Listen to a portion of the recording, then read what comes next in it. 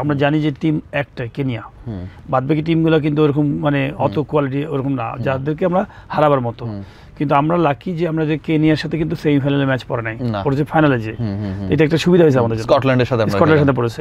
তো সব কিছু মিলে আমাদের প্ল্যানিং, প্রিপারেশন আর ট্যাকটিক্যাল যে জায়গাগুলো আছে, লিউ ভাই ছিলেন, লিউ ভাই খুবই ভালো ট্যাকটিক্যালি, সিনিয়র প্লেয়ার যারা ছিলেন। তো আমাদের টিমটা এমন হয়েছে যে আমার এমন একটা ফর্মে ছিলাম আমি নিজেও, যে 97 সালে আমি এক বল খেলছি। আপনি দেখবেন যে 2000 সালের আগে কিন্তু আমার ব্যাটিং দেখবেন, 2000 সালের আগে ঢাকা লিগেরও ব্যাটিং দেখবেন, আমি বল টু বল ব্যাটিং করতাম, মানে বল টু বল ব্যাটিং করতাম। পরবর্তী সময় আমার কিন্তু এই ন্যাশনাল টিমে যে আমার একটু স্লো হয়ে গেছি, কিন্তু ঢাকা লিগে কিন্তু আমার বল টু বল রান। তো প্রবলেমটা হচ্ছে তখন আমার মনে আছে যে যখন 97-এ যখন ট্যাকটিক্যাল হতো কি, সেমিফাইনালে আমাকে আগের রাত্রে বলছে লিউ ভাই যে ওপেন করতে পারবে কিনা। আমি বলছি কেন পারবো না, মানে কোল যাবো। তার আগের ম্যাচগুলোতে প্রত্যেকটা ম্যাচ জিতেছি বাংলাদেশ টিম। আমি এক বল একটা ম্যাচে নামছি ছক্কা, আমি নামতে বলছি এই বলে ছক্কা মারবো, এক বল খেলবো, তো ছক্কা মেরে চলে আসছি। তো কনফিডেন্সটা ছিল এরকম হাই, যখন আপনি রান করবেন জিতবেন। তো ঠিক সেমিফাইনালের সময় আমাকে লিউ ভাই আগের রাত্রে যখন বললেন যে ওপেন করতে, আমি বলছি করবো, এবং আমি ওপেন করলাম।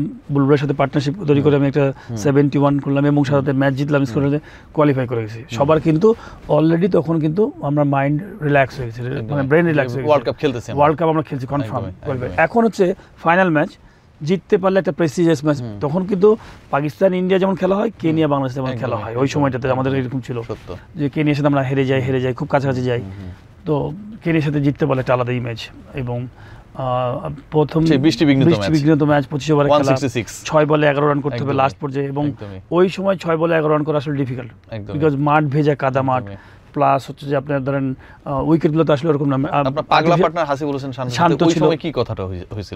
শান্ত যখন আসছে, আমরা লাস্ট ওভার ব্যাটিং করছি, শান্তকে বলছি শান্ত, এবং বিশেষ করে লাস্ট বলে যখন 1 রান লাগে, আমি নন স্ট্রাইকারে, তো মানে কনফিডেন্স ছিল যে জিতবো, বুঝছেন। মানে এক বলে 1 রান হয়ে যায়, আপনি যতই ফিল্ডার যাই করুক, যদি আউট না হয়, তো শান্ত তো তখন একটু কেবল নামছে, তো একটু এক্সাইটেড এরকম করছে।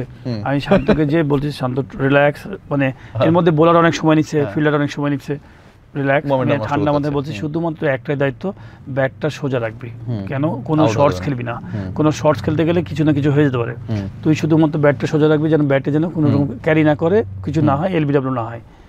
তো বাদ বাকিটা তুই চোখ বন্ধ করে দাঁড়াবি, আমি চোখ বন্ধ করে দাঁড়াবো। আচ্ছা, তো উইকেট কিপার হাতে গেলে তো আপনি ধরেন বোলার ডেলিভারি দিয়ে আমরা যদি আপনি দৌড়ান, ও উইকেট কিপার যদি প্ল্যান থাকে যে ব্যাটসম্যান দৌড়াবে, উইকেট কিপার ক্ষমতা নেই আউট করার। তো দুজনের মধ্যে সুন্দর একটা কম্বিনেশন ছিল। আমি যেই ডেলিভারি শেষ, সাদাতে আমি দেখবেন আপনার লেগ বাই ছিল, পায়ে লেগ বাই ছিল, উইকেট কিপার ধরছে, ওই যখন বল ধরছে তখনই কিন্তু আমি ওখানে চলে গেছি। তো না, ফিটনেস ভালো ছিল।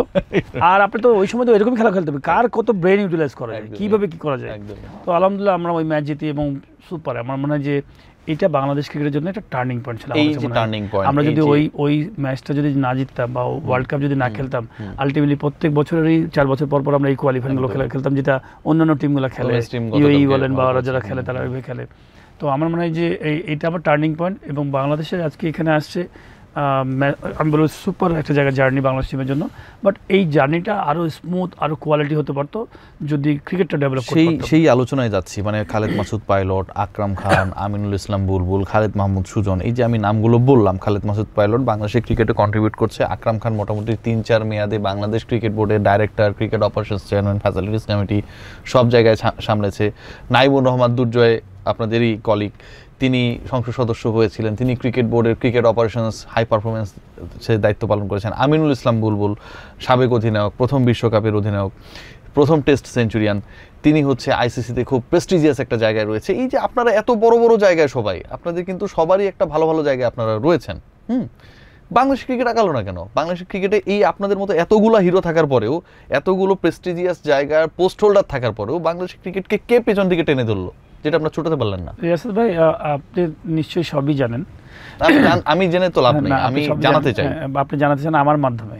ডেফিনেটলি, কারণ ইউ আর দ্য হিরো। না, হিরো বলতে কি, আমি কখনো ক্রিকেট বোর্ডে কাজ করার সুযোগ হয় নাই। ক্রিকেট বোর্ডে কাজ করলে কি হিরো হয়? না না না, আমি সেই সেন্সে বলছি, আমি ক্রিকেট বোর্ডে কাজ করার সুযোগ হয় নাই, but you are that person যিনি হচ্ছে বল ডেলিভারির আগে দৌড় মারছেন। হ্যাঁ, ঠিক আছে, ইউ আর দ্য হিরো। আপনি, আমি বলবো যে আমাদের পরিকল্পনা ভালো ছিল না।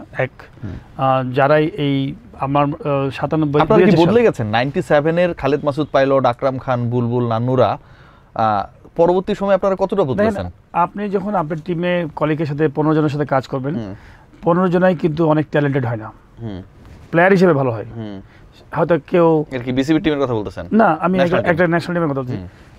ধরেন সাপোজ বাংলাদেশ টিমে এখন যে 15 জন জিম্বাবুয়ের সাথে ম্যাচ খেলছেন, এই 15 জন কিন্তু মেধা সম্পন্ন, সে তার নিজের জায়গায় মেধা, সে শুধু ভালো বল করতে পারে, কেউ হচ্ছে ভালো ব্যাটিং করতে পারে, কেউ হচ্ছে ক্রিয়েটিভ, সে সব কিছু বুঝে, নলেজেবল, ফিউচার দেখতে পারে, সব কিছু বুঝে, সেই কিন্তু ডিসিশন মেকিং এর জায়গাগুলোতে থাকে। আপনার আমার কাছে মনে হয় ডিসিশন মেকিং এর জায়গাগুলোতে আছে, বাট সাথে নীতি কতখানি ইম্পর্টেন্ট, আপনার যে নীতির জায়গাতে আপনি কতখানি অনেস্ট, যে না আমি আমার ভবিষ্যৎ পরিকল্পনা, ভবিষ্যতের ছেলেদের জন্য আমি কী করছি। তো এই জায়গাগুলোতে আমার কাছে মনে হয় ল্যাকিংস ছিল আমাদের। এই কষ্টটা আপনারা সবাই ফেস করলেন, যে কত কাঠখড় পুড়িয়ে আপনারা হচ্ছে জিতেছেন, বা এখন বাংলাদেশে বৃষ্টি হচ্ছিল, আপনারা নিজেরা নিজেদের টাওয়েল দিয়ে হচ্ছে মাঠ পরিষ্কার করার চেষ্টা করেছিলেন। এই গল্পগুলো শোনা নিশ্চয়ই এগুলো ট্রু স্টোরিজ, তাই না? সো এই মানুষগুলো চেঞ্জ হওয়া কীভাবে সম্ভব? এই মানুষগুলো তো নিশ্চয়ই চাইবে যে এরপরের প্রজন্ম যেন এই কষ্টটা না করে।